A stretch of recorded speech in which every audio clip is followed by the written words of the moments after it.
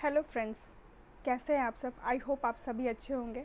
तो मैं हूँ शिवी सिन्हा, आपकी फ्रेंड, जो आपको एनटीए यूजीसी नेट के एग्ज़ाम के प्रिपरेशन में हेल्प करती हूँ। और हम लोग जो है वीडियो सीरीज़ में हम लोग जो है डील कर रहे थे जॉन रॉल्स का थ्योरी ऑफ जस्टिस।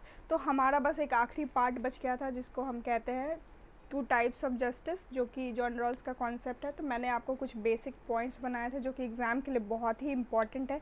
जैसे कि वो जॉन रॉल्स कैसे थिंकर है, वो इगलिटेरियन थिंकर है। कहने का मतलब जो है समानतावादी दार्शनिक है, वो कैपिटलिज्म को सपोर्ट करते थे।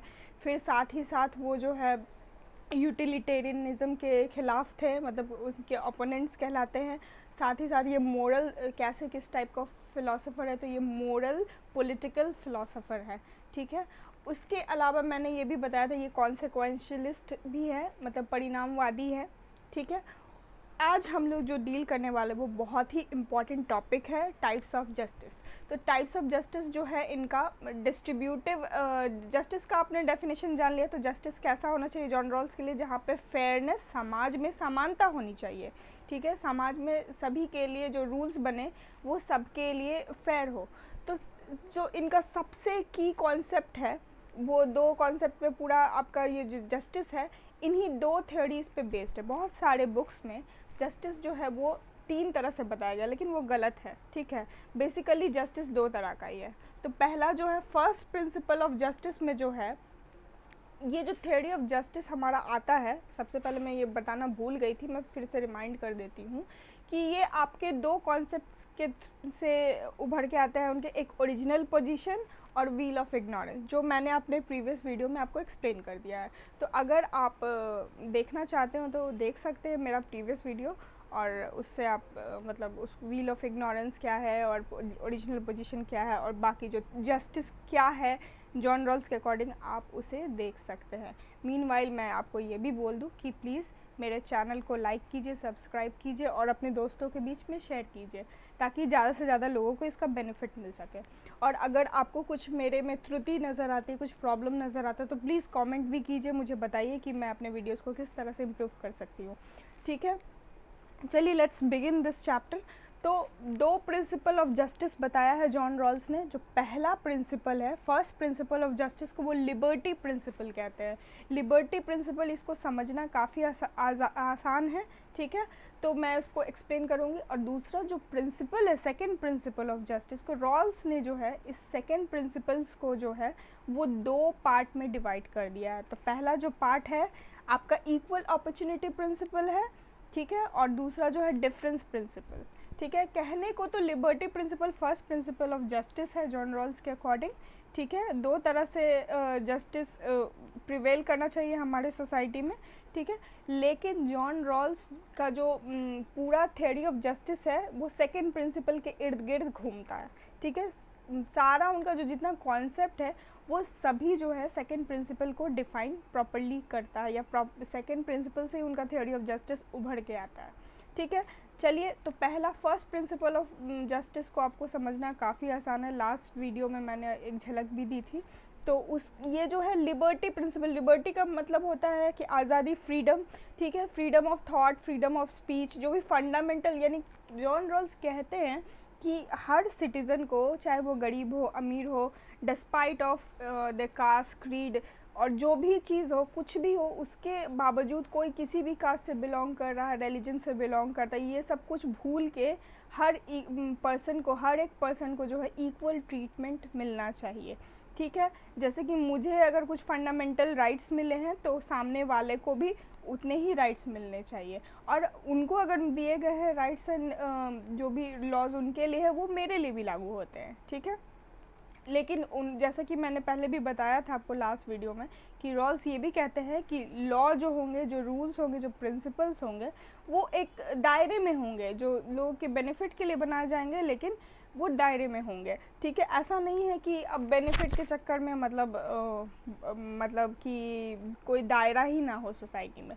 हाँ, अगर आप देख रहे हैं कि मेजॉरिटी को कुछ लॉज फ़ायदा पहुंचाते हैं और कुछ माइनॉरिटी को नुकसान पहुंचाते हैं, तो ऐसे लॉज को हम लोग रिजेक्ट भी कर सकते हैं, क्योंकि हर एक पर्सन का जो है मेजॉरिटी के बेसिस पे आप किसी एक इंडिविजुअल के लॉ को, मतलब उनके जो राइट्स है उनको आप उसको खंडित नहीं कर सकते हैं, ठीक है। तो इसमें देखिए जो फर्स्ट प्रिंसिपल है वो जनरली बेसिकली क्या होता है, जस्टिस में मैक्सिमम इक्वल पॉलिटिकल लिबर्टी दी जाती है, जैसे फ्रीडम ऑफ स्पीच हो गया, बेसिक जो भी लिबर्टी हो गया, पॉलिटिकल पार्टिसिपेशन करना, अपना एक्सप्रेशन ऑफ थॉट हो गया, आप प्रॉपर्टी एक्वायर कर सकते हैं, बट इसका भी कुछ लिमिटेशंस होता है। अब ऐसा नहीं है कि आपको फ्रीडम ऑफ स्पीच मिला है, फंडामेंटल राइट्स जैसे इंडिया में दिए गए, ऐसा नहीं है कि आपको फ्रीडम ऑफ स्पीच आप अपनी सोच को व्यक्त कर सकते हैं तो किसी को गाली दे दे या फिर किसी के दूसरे के सेंटिमेंट्स को हर्ट कर दे। और अगर मान लीजिए आपको राइट टू प्रॉपर्टी है तो आप इतना प्रॉपर्टी एक्वायर करें और दूसरों को वैसा मौका ना मिले। हो सकता है कि आपके पास बहुत पैसे हो लेकिन सामने वाले के पास कम पैसे है, तो आपके पास सारे पैसे हो तो आप सारी प्रॉपर्टी ले ले और सामने वाले को मौका भी ना मिले, ऐसा नहीं होना चाहिए, ठीक है। तो ये बहुत ही सिंपल है इसको समझना कि यानी कि पॉलिटिकल और जो भी लीगली लोगों को फ्रीडम दी जाती है, ठीक है। तो ये हो गया लिबर्टी प्रिंसिपल। अब आ जाते हैं हम लोग मोस्ट इम्पॉर्टेंट प्रिंसिपल जिसको हम कहते हैं second principle of justice as per John Rawls. इसको इन्होंने जो है दो पार्ट में डिवाइड किया है, ठीक है। इसमें जो है इन्होंने जॉन रॉल्स ने दो चीज़ों की बात की है। एक तो है सोशल इकोनॉमिक इनइक्वालिटी को, इन चूँकि हम लोग जानते हैं इनइक्वालिटी हर समाज में एग्जिस्ट करता है। अगर एग्जिस्ट नहीं करता तो हम ये प्रिंसिपल्स, ये जस्टिस और ऐसी चीज़ों के बारे में बात नहीं कर रहे होते।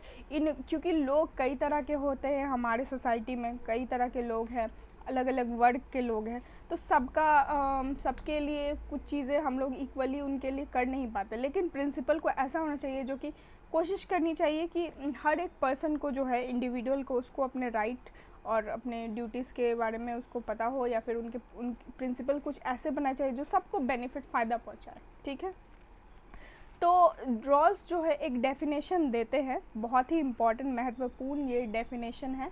कहते हैं social economic inequalities are just if they attach to position open to all and benefit all. मैं फिर से रिपीट करती हूँ, social economic inequalities are just. Rawls जो है सोशल इकोनॉमिक इनइक्वालिटी को जस्ट मानते हैं, यानी कि सही मानते हैं।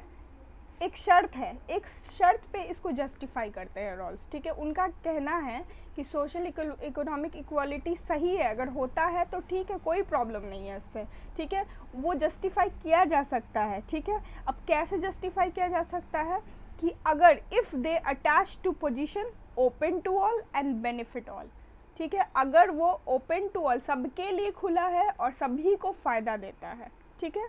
जो इनइक्वालिटी सबके लिए है, मान लेते हैं कोई बहुत रिच है, ठीक है, तो उसको कुछ राइट्स मिले हैं तो उसके लिए कुछ नियम होंगे जो उसके खिलाफ भी हो सकते हैं, ठीक है, तो उसको वो एक्सेप्ट करना पड़ेगा, ठीक है।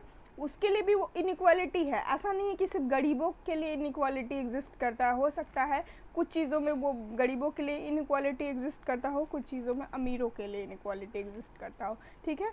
तो और बेनिफिट ऑल, और इस इनइक्वालिटी के वजह से सभी को फ़ायदा हो, तभी जो है ये जस्ट है, इनइक्वालिटी को वो जस्टिफाई करते हैं, ठीक है। ये दो statement benefit all and open to all बहुत ही इम्पॉर्टेंट है रॉल्स के थ्योरी ऑफ जस्टिस के सेकंड प्रिंसिपल को समझने के लिए, ठीक है। इससे पता चल गया कि जो है मतलब समाज में असमानता है, ठीक है। और ये जो इनका स्टेटमेंट है ये बताता है कि समाज के जो वीकेस्ट सेक्शन है वो मैक्सिमम बेनिफिट उनको प्रोवाइड करवाया जा सकता है। अगर इनइक्वालिटी नहीं रहेगा तो वीकेस्ट सेक्शन को हम लोग बेनिफिट नहीं प्रोवाइड कर पाएंगे। अगर हम लोग इनइक्वालिटी की बात ही नहीं करेंगे और समझेंगे नहीं, अगर ऐसा नहीं होता तो हर कोई अपने अपने स्तर पे रहता और कोई डेवलपमेंट और लिविंग स्टैंडर्ड भी इंक्रीज़ नहीं होता, ठीक है। तो इनइक्वालिटी की वजह से हम लोग लॉज लाते हैं, प्रिंसिपल लाते हैं, ताकि जो है लोगों का लिविंग स्टैंडर्ड इम्प्रूव हो सके। अगर कोई गरीब है, उसको रहने का वैसे ही आदत है, उसको सब कुछ खाना पीना बेसिक नेसेसिटीज़ दे दिया जाए, तो क्या उसके लाइफस्टाइल में कोई इम्प्रूवमेंट होगा? नहीं होगा, बिल्कुल भी नहीं होगा। वो वहीं रह जाएगा। उसको एक बेटर लाइफ जो मतलब एक लिविंग स्टैंडर्ड अच्छा करने का मौका शायद ना मिल पाए, वो उसी में खुश रहे। तो इनइक्वालिटी नहीं होगा।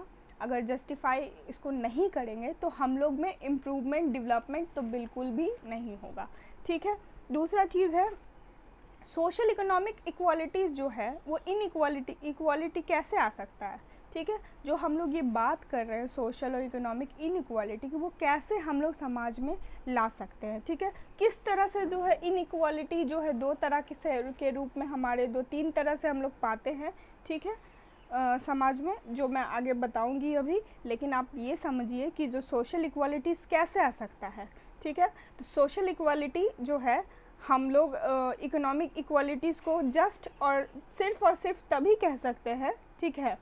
इकोनॉमिक इनइक्वालिटी को जस्ट कब कहेंगे? 2 प्रिंसिपल बताया मैंने आपको, open to all and benefit all. तो ये याद रखना है कि कब रॉल्स जो है वो इनइक्वालिटी को जस्टिफाई करते, सिर्फ और सिर्फ 2 कंडीशन में वो जस्टिफाई करेंगे। पहला तो है इनइक्वालिटी अगर ओपन है, सभी के लिए इक्वल अपॉर्चुनिटी मिला है सभी को आगे बढ़ने के लिए, तभी जाके जो है वो जस्ट है, ठीक है। सभी के लिए वो ओपन है, सभी के लिए अपॉर्चुनिटी मिला है, ठीक है। अगर कि कहीं इनइक्वालिटी हो गया है, फिर भी वो मतलब कि वो सभी को मौका दे रहा है, ओपन है, फिर भी तो वहाँ पे इनइक्वालिटी को हम जस्टिफाई कर सकते हैं। और उस इनइक्वालिटी की वजह से दूसरी चीज़ जो है, उस इनइक्वालिटी की वजह से जो अगर हम लोग बेनिफिट कर सके लोगों को, तब जाके वो इनइक्वालिटी को हम जस्टिफाई करते हैं। तो पहला जो पोजीशन है ओपन टू ऑल, इससे इक्वल अपॉर्चुनिटी प्रिंसिपल उभर के आता है, जो कि जो सेकेंड प्रिंसिपल का फर्स्ट पार्ट है, ठीक है, कि जब इनइक्वालिटी सभी के लिए ओपन है तो वो इक्वल अपॉर्चुनिटी प्रोवाइड करता है, ठीक है। इसको मैं आपको एक एग्जांपल के थ्रू समझाऊंगी अभी, ठीक है। और जब इनइक्वालिटी जो है वो सभी को बेनिफिट करता है, तो एक डिफरेंस प्रिंसिपल जिसको कहते हैं, सेकंड प्रिंसिपल ऑफ जस्टिस का जो सेकंड पार्ट है वो है डिफरेंस प्रिंसिपल। तो ये जो बेनिफिट ऑल स्टेटमेंट है, ये डिफरेंस प्रिंसिपल को एक्सप्लेन करता है, यानी कि जो दोनों के इनइक्वालिटीज़ का जो डिफरेंस है, ठीक है, किसी पर्सन का, तो किसी 2 पर्सन के बीच जो इनइक्वालिटी का डिफरेंस होगा, उसकी वजह से अगर सभी को बेनिफिट होता है तो इनइक्वालिटी जस्टिफाइड है। ओके, तो पहला प्रिंसिपल है equal opportunity principle. Let's understand this, okay, ठीक है। फिर हम लोग शुरू करते हैं। तो पहले हम लोग जानते हैं इक्वल अपॉर्चुनिटी प्रिंसिपल क्या है। जब इनइक्वालिटी सभी के लिए ओपन है, तब वो जस्टिफाइड कहलाएगी। यही है आपका इक्वल अपॉर्चुनिटी प्रिंसिपल, क्योंकि इनइक्वालिटी